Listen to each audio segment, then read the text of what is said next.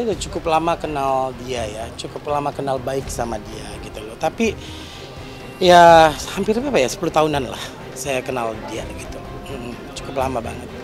Saya nggak tahu sindiran itu maksud tujuannya apa, saya tidak tahu. Maka saya seperti saya bilang, saya masih bingung dengan kasus ini, gitu. Dengan masalah ini, dengan masalah saya masih bingung karena ini tidak ada hubungannya dengan perseteruan saya sama dia. Saya tidak pernah merasa berseteru sama dia gitu loh.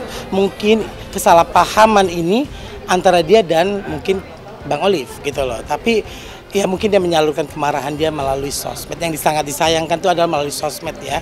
Dimana kalian tahu sosmed dia kan cukup besar, 6 juta orang gitu loh.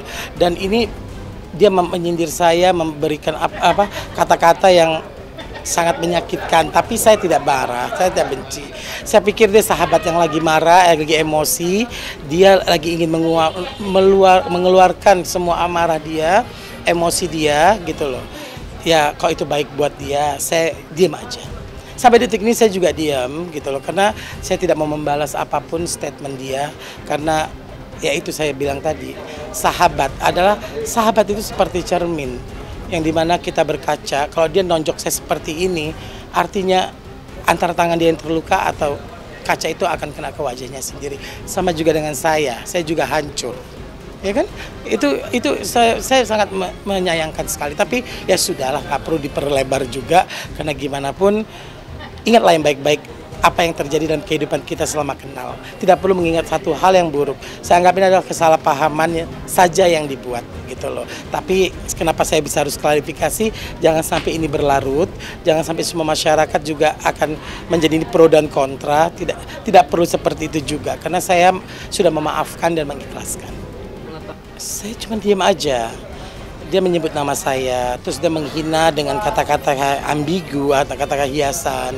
Saya tahu itu tujuan buat saya karena memang nama saya sudah disebut. Tapi ya sudahlah, ini bagi saya nggak big deal. Udah biasa saya berantem, ya emosi sesaat sama beberapa talent saya juga pernah ya kan. Tapi kan tidak perlu harusnya di sosmed. Karena itu kan sosmed itu kan banyak penilaian-penilaian dari para netizen atau siapapun, nanti pasti saya yang disalahkan. Tapi nggak apa-apa, kalau para netizen ingin menyalahkan saya nggak apa-apa. Gimana pun saya menghargai Angel sebagai seorang wanita, seorang perempuan dan seorang ibu, saya hargai dia. Kalau saya sudahlah ya, kalau memang orang mau jelekin saya, mau jatuhin saya, nggak apa-apa.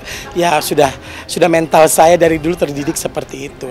Saya pikir dia meluapkan kemarahan itu, kalau itu baik buat hidup dia, baik buat diri dia, memang untuk emosi dia, nggak apa-apa. Saya cuma senyum aja, maka saya tidak pernah membalas. Ya kalian bisa lihat apa yang dia tuliskan di story-nya dan di feed-nya. Kalian bisa lihat lah itu. Saya pikir ya memang sangat sedikit menyakitkan buat saya ya gitu loh.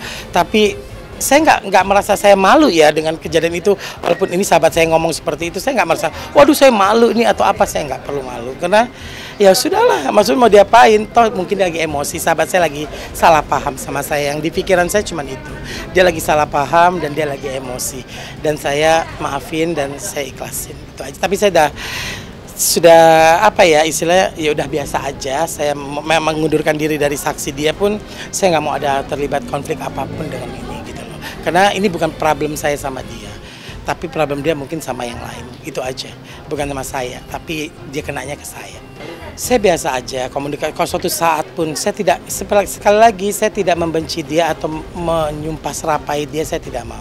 Karena saya pikir ya ingatlah kebaikan-kebaikan yang pernah kita jalani selama berteman, itu aja. Enggak, ya saya tahu karakter dia, saya tahu banget emosi dia, saya tahu banget hatinya dia. Tapi ya maka saya diam gitu loh. Tapi ini baru terjadi sekali loh dalam persahabatan yang sekian lama ini sama dia. Dan saya pikir ya wajar aja lah. Saya pikir ya, dia mungkin lagi emosi, dia mungkin lagi salah paham. Tapi demi Allah, saya tidak pernah menceritakan apapun kepada yang bersangkutan tentang apapun itu aja. Saya cuman, ya udah saya ikhlasin aja, saya nggak marah. Ya kalau hal ini memang terjadi, saya tetap merasa dia adalah sahabat yang baik buat saya.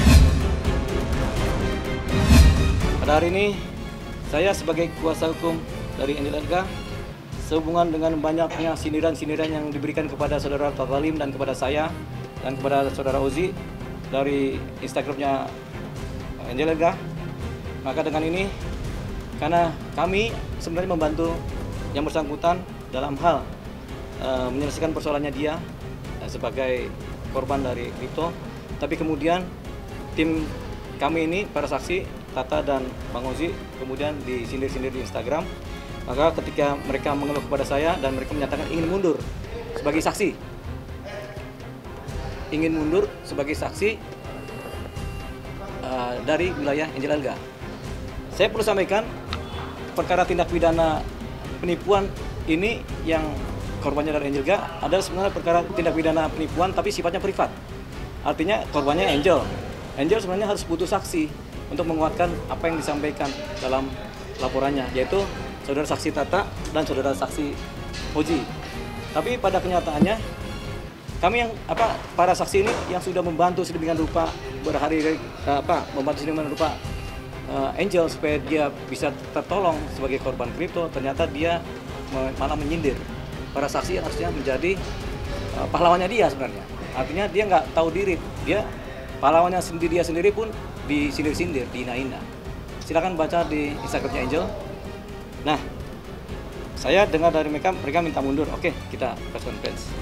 Kedua, karena posisi ini dan posisi karena ada dugaan penipuan dan penggelapan dari dana saya yang saya serahkan kepada Angel, termasuk pembelian barang-barang, maka saya Doli Banyumara pada hari ini tanggal 23 Agustus 2002 menyatakan mengundurkan diri sebagai kuasa hukum pengacara dari Angel Elga sebagaimana surat kuasa tertanggal 19 Mei 2022. Saya sampaikan surat pengunduran ini langsung kepada pimpinan penyidik Polres Jakarta Selatan. Artinya secara pro justisia memang mereka yang berwenang wajib menerima surat ini.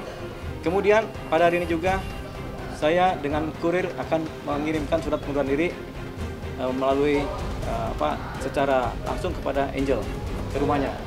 Kalau dia tidak ada, anggap saja surat ini sebagai pemberitahuan sempurna kepada Angel Elga, karena ini kan surat ini pasti nyampe lewat publikasi. Jadi ini dianggap sudah sah. Sama seperti Tata, saya juga mengundurkan diri karena juga merasa tidak nyaman karena di sini saya rada tersinggung karena membawa nama keluarga. Bagaimanapun kan ibunya Tata tuh adik ibunya saya kan. Nah, jadi harus saya membackup Tata. Bagaimanapun Tata ini adik saya, adik sepupu saya. Terakhir itu ada sih, sebelum mungkin saya di blok kali ya. Nah, tapi dia nggak marah, dia ngomong baik-baik gitu. Dia menanyakan kenapa Tata menanyakan gini, Tata tuh ngomong apa ya sama Bang Deolipa gitu. Ya, saya juga bingung apa ya, kita juga nggak ada yang tahu gitu. Apa masalahnya juga kita nggak tahu. Saya tidak tahu masalahnya juga dan silakan tanya sama Bang Deolipa apakah saya pernah berbicara tentang dia. Tidak sama sekali. Saya nggak tahu. Kita nggak boleh tanya sama Bang Olive. Saya tidak pernah menceritakan apapun tentang, tidak pernah berbicara apapun yang jelek tentang dia karena gimana pun seperti saya bilang sebelumnya dia adalah teman saya, sahabat saya sekian lama. Tapi saya maafkan dengan tudingan-tudingan dia. Saya pikir mungkin dia lagi emosi karena gimana pun saya jadi tempat tumpahan emosi dia. Ya saya nggak apa-apa, saya ikhlas saja. Katanya sempat ada